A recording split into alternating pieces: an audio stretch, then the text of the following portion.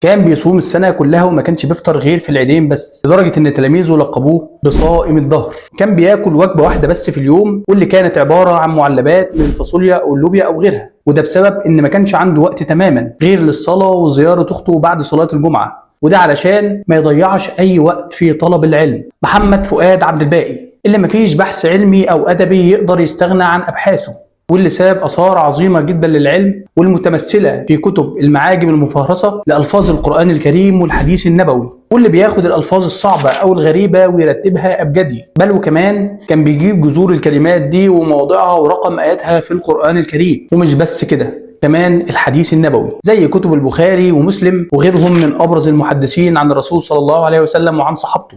توفى رحمة الله عليه سنة 1967 بعد ما فقد بصره حزنا على هزيمة مصر في نكسة 67، علشان يسيب أثره في كل بحث علمي وأدبي.